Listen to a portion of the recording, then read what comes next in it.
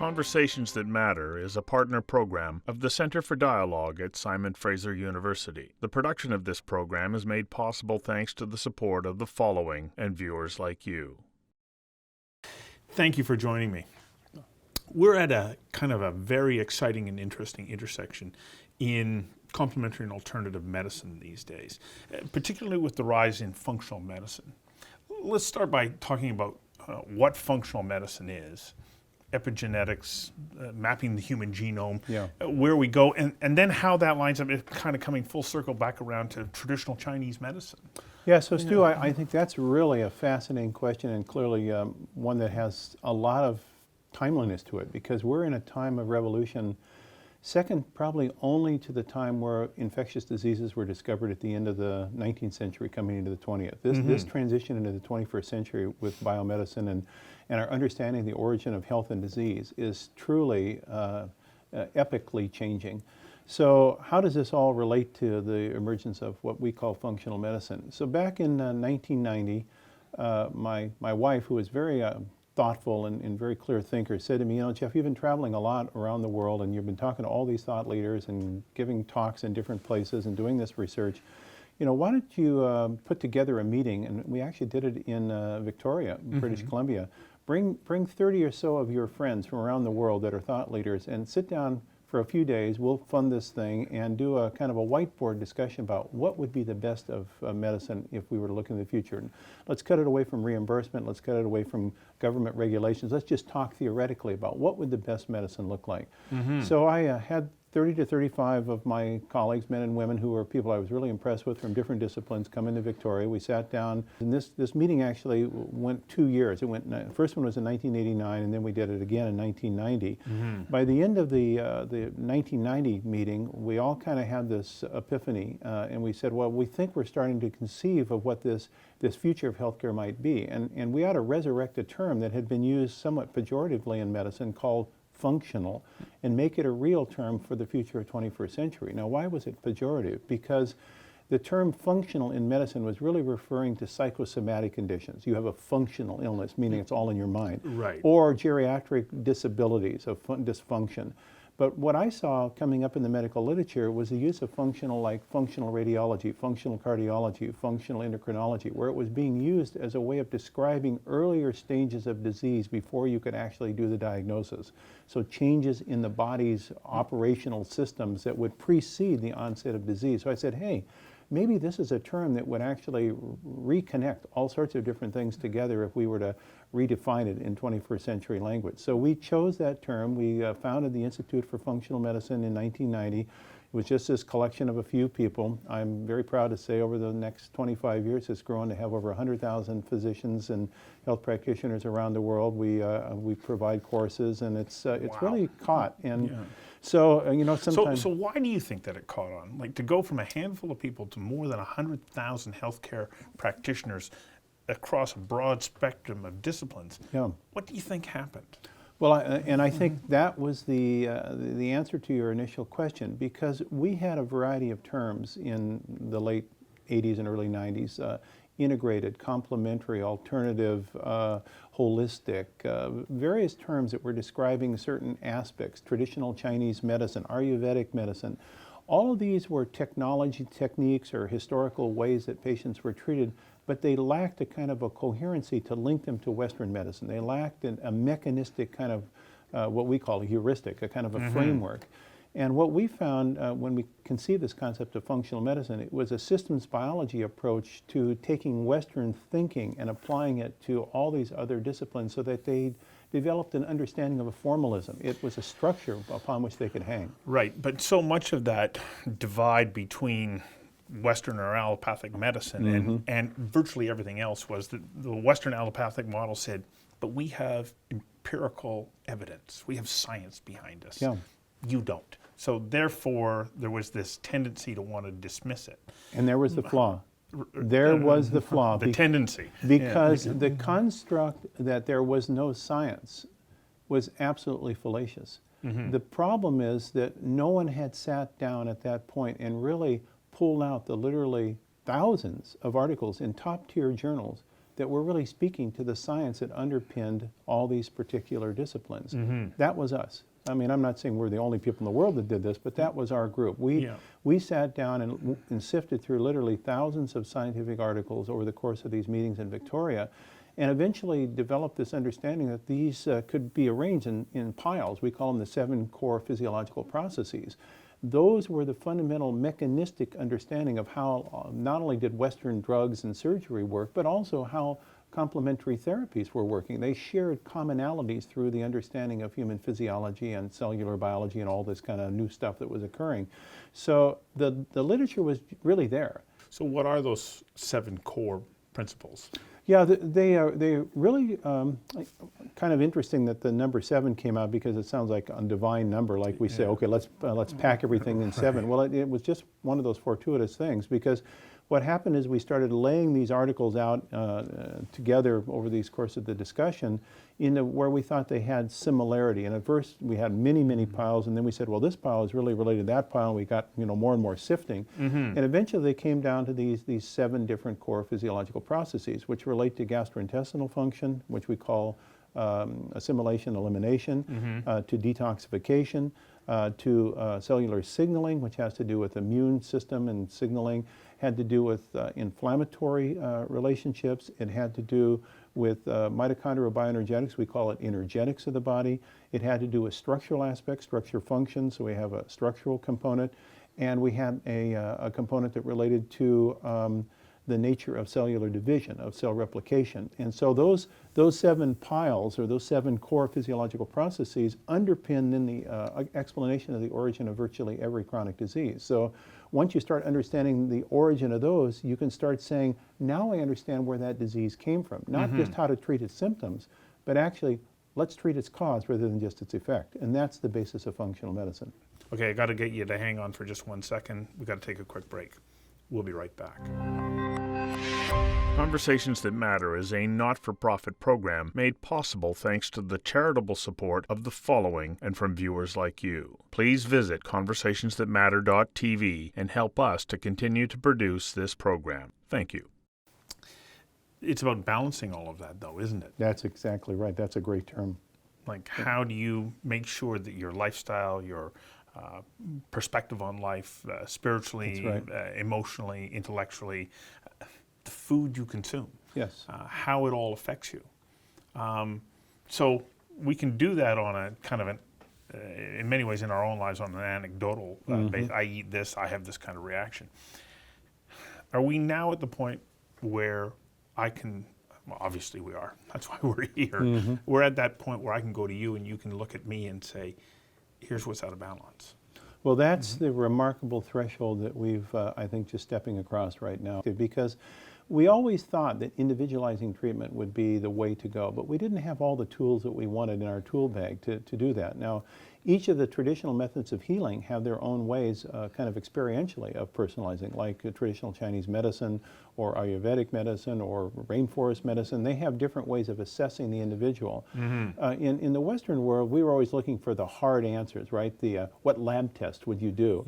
And I think that what's happened with the deciphering the human genome in 2000 was the recognition that within our book of life, which represents our genome, 23 chapters. Each chapter represents a chromosome. Half of those chapters are written by our biological mother, the other half by our biological father. Within those chapters are many stories. Those are our genes.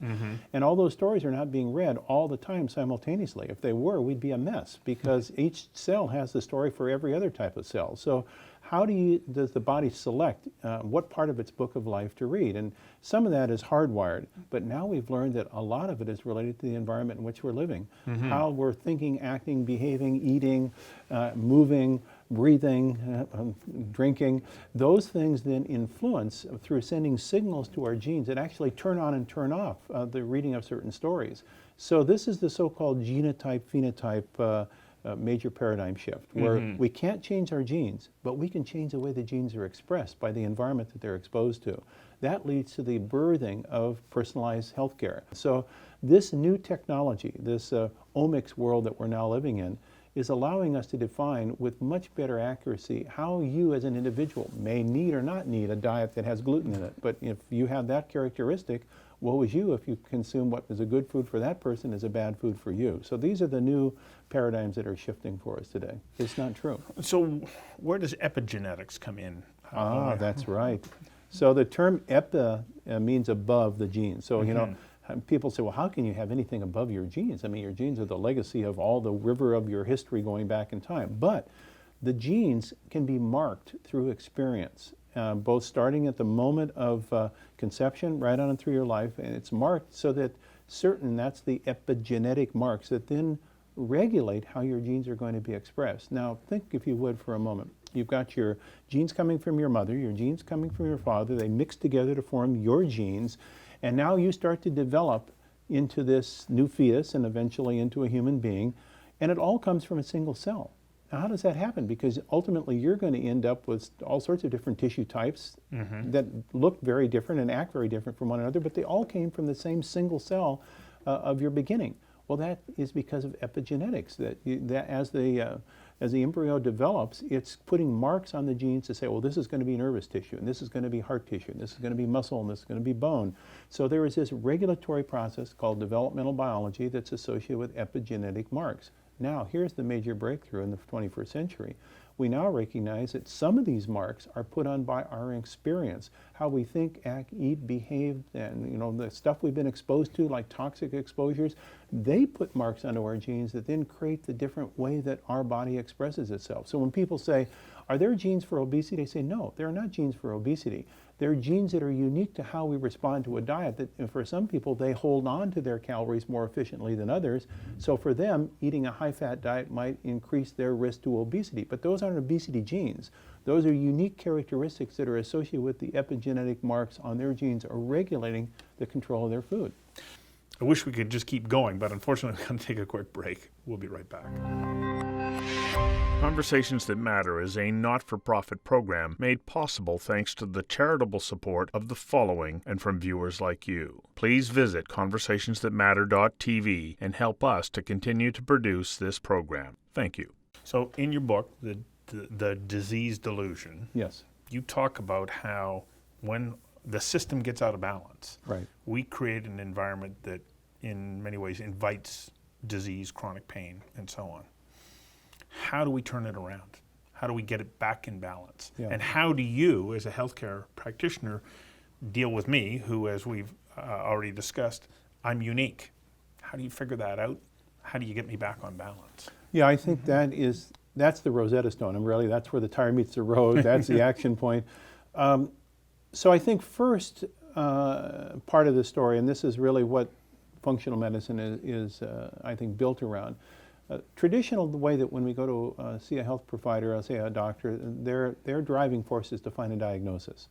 And from diagnosis then comes a treatment plan, generally a usual and customary plan that would be associated with that diagnosis. I'm not saying that's a bad idea. There's some value to that, certainly, but that doesn't really tell you how the person got to the diagnosis, what process in them led to that diagnosis. In the functional medicine model, what we are more concerned about is the journey that led you to that diagnosis. So we start asking questions about what are your antecedents as a person. Antecedents are your genetic history, your personal history, your family history, your occupation, workplace environment, all these various aspects that are part of the fabric of what makes you what you are. The kinds of foods you eat, that's processed, exactly fresh, and so on. So that's what I call the patient stories. I look at the genes. I think we in functional medicine look at the genes as kind of the template upon which we hang our experiences. And those experiences of life then create the way that our template, our genes are going to be expressed. So that's the first step, is understanding the antecedents. It's really becoming a good listener and a good questioner so we can understand the person's story. Then the next question is, okay, what triggered in your story the expression of the symptoms that brought you to see me? Something triggered that. You know, what was it? An automobile accident? Was it a viral infection? Was it upset with your boss? Was it, were there some triggering events? Was it exposure to chemical pollutants? And so we try to ask what triggers on your antecedents the expression of what we look at next, which are mediators.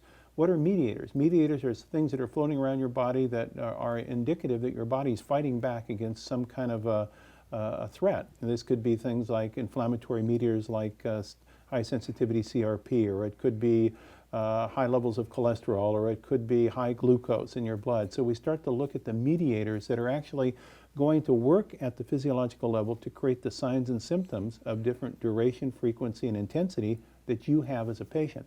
By putting that together, we start to then fabricate a personal understanding of you on the facet of the diamond of life. You're the uniqueness on that facet. So now we start to go from the story of the average to the story of the individual. Now we start treating the cause rather than the effect. That's the approach. But as a healthcare practitioner, for you to get to that point of understanding about me takes a considerable amount of time. You go into most doctors' offices these days and they don't have the time to do that. Is that one thing that as somebody who goes, okay, I have an interest in exploring functional medicine, that they have to find somebody who's willing to take the time with them to go through this process of understanding? Or are there other ways that they can get there, or sort of pre-work when they come in to see their healthcare provider? Yeah, I think that's another very insightful question.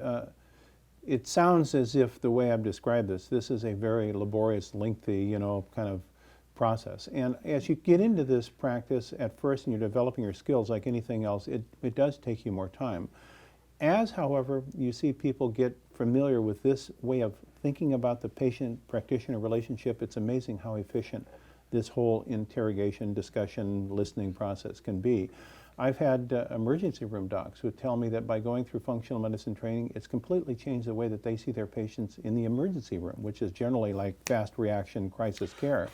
So it's a way of thinking as much as it's a specific route to action plan. We're quick in Western medicine to act. It's always, we're reimbursed for action. We're not reimbursed for contemplation or for understanding.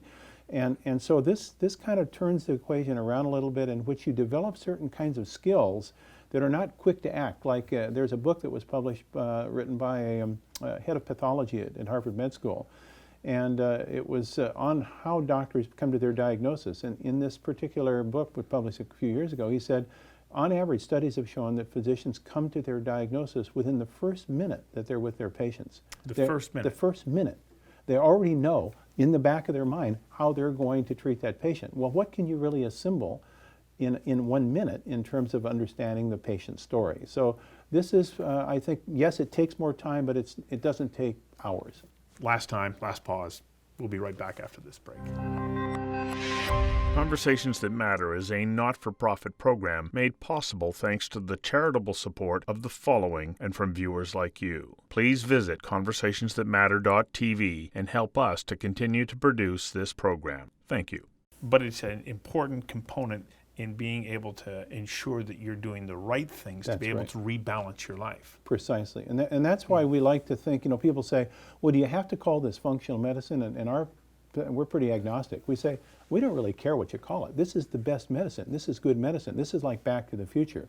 This is really starting to ask the right questions about the patient so you can understand their story, so that you're going to treat their cause, not their effect. So they're not coming back the next year with a new set of things because you never really treated the effect. You just managed the symptoms.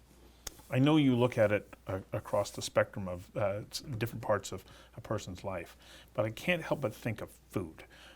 Every time we put something in our mouth, our body has a chemical reaction to what it is that we're consuming. How important is it for the individual to be paying attention to what they're consuming? Oh, I love your questions. I mean, you're right on spot here. So if I was to do a soundbite as to what we've discovered, when I say we, I mean the broad field has discovered, is that, yes, food does contain calories, and it does contain protein, carbohydrate, and fat. It does contain vitamins and minerals and fiber. Certainly that's true, but it's much more than that. Food is information. Food is information upon which your genes regulate their function. Now, when you think of that, it's like, whoa, there's a lot more responsibility in eating than I would have ever suspected, based upon the fact that our food is speaking to our genes in such a way that it's actually creating an outcome called our function. Now, this has led to a development of a new field called nutrigenomics, right? So we have our nutrition and we have our genes. They used to be kind of like separate disciplines. Now they're melded together. So if we understand unique aspects of our genetics, we understand unique aspects of our need for specific nutrients, for specific foods. So which will link into the epigenetic feature as well, right? That's exactly right. Yeah. So there's no one diet that's perfect for everybody. This concept of the perfect diet, well, there is no such thing as the perfect diet for every human being. We're too different one from the other. Mm-hmm. Frame of mind. And I'm not talking just about like faith or whatnot, but how we see ourselves and the world about us. How important of a role are we learning that is playing in our overall well-being? Well, people tell me, Jeff, you said that our nutrition sends messages to our genes. You said that our environment, like pollution, that sends message to our genes. Drugs sends message to our genes. So what about experience of life? And yes, epigenetic marks have now been identified to be put onto our genes based upon the experiences we have, like post-traumatic stress syndrome. Actually puts marks directly on the genes epigenetically that locks people's physiology into a stress response. They are then locked in to that kind of gene expression pattern that we say high stress. Now that begs the question, is that irreversible? Is like once you've got it epigenetically, you can't do anything about it? And no, it appears as if there are ways of wiping off those genetic tags and reestablishing kind of a neutral position, but it requires work. It doesn't happen just naturally. Based on how you respond. That's I right. keep thinking of a fantastic line in Viktor Frankl's book, Man's Search for Meaning, Yes. where he says the one thing that nobody can ever take away from you is how you choose to respond. That's exactly right. And that particular approach, I think, is very important, because what it's basically saying is that your approach to life is going to be talking to your gene in such a way as to put on and take off specific epigenetic marks that will regulate your function going forward. So if we start asking the question, this is a really interesting question in the medical literature, what has been identified as the singular most significant risk to chronic disease later in age? The singular most significant risk is poverty. And when we say poverty, we often think, well, that means something related to your income tax and your financial status, and that is part of it. But the word poverty in this case means impoverished, meaning low attribution, low sense of identity, low self-esteem, not feeling loved, not being associated with some higher purpose. That's impoverished, right, in the broadest sense. Those are the most significant factors associated with the risk to later stage chronic illness. So is there an organic explanation for that? Yes, it goes through this epigenetic kind of tagging of our genes and how they're going to express themselves. The genes can be sad, just as we can be sad, right? Well, I applaud the work that you're doing, and I thank you for coming in and sharing this little bit of insight. I hope that people will buy your book, because I found it I found it delightful to read. Thank you. And it fits so many. It explains so many of the things that I have been exploring myself. So thank you very much. Thanks, Simon. Great job. Great questions. Thank you.